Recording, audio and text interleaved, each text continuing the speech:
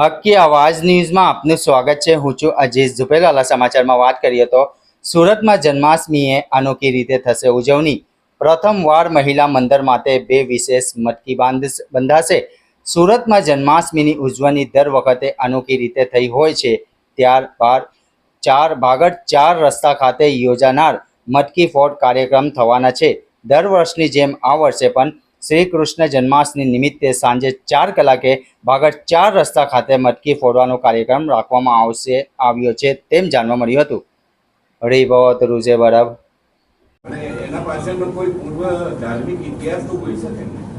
એટલે ધાર્મિક ઇતિહાસ હશે પણ એ પણ મારે હવે થોડું વાંચીને તમે મને કહો તો હું પણ જાણી લઉં એકવાર, તો બીજી વાર મને પણ કહેતા ફાવે। ના પણ તમે આયોજન કરવા જો એટલે દહીંહાંડીનો કાર્યક્રમ થાય જ છે, બધે મહારાષ્ટ્રમાં થાય છે, ગુજરાતમાં સુરતમાં વધારે થાય છે, કારણ કે અહીંયા મંડળ એટલા બધા છે। આપણે 2 વર્ષ 3 વર્ષ પહેલાં એટલે કોવિડ પહેલાંની વાત કરું તો અહીંયાથી મંડળ રાજકોટ પણ ગયેલું છે।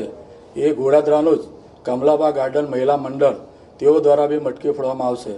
એટલે આ વર્ષે એક ભાગળ ખાતે મટકી ફોડ કાર્યક્રમ છે અને બીજું લિંબાયત ખાતે મટકી ફોડ કાર્યક્રમ છે।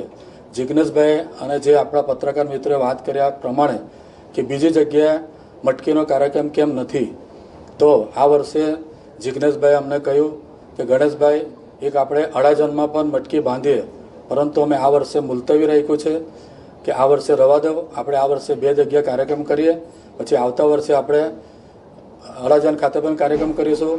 કેમ કે જેમ અડાજણમાં કાર્યક્રમ કરીશું તો વીર દરવાજાલા પણ કહેશે કે અમારે ત્યાં પણ મટકી બાંધો, કે આપણા જે ગોવિંદાઓ છે એ અલગ અલગ વિસ્તારમાંથી આવતા હોય છે। અડાજણ, વેડ, ભાગળ, વરાછા, બોમ્બે માર્કેટ, આ દરેક વિસ્તારમાંથી આવતા, એટલે દરેકની ઈચ્છા હોય કે અમારા ત્યાં પણ આવી મટકીનો કાર્યક્રમ થાય।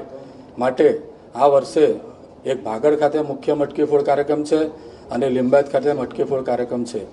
આપ સૌ અહીં ઉપસ્થિત રહ્યા તે બદલ સુરત શહેર ગોવિંદા ઉત્સવ સમિતિ આપનો આભાર માને છે।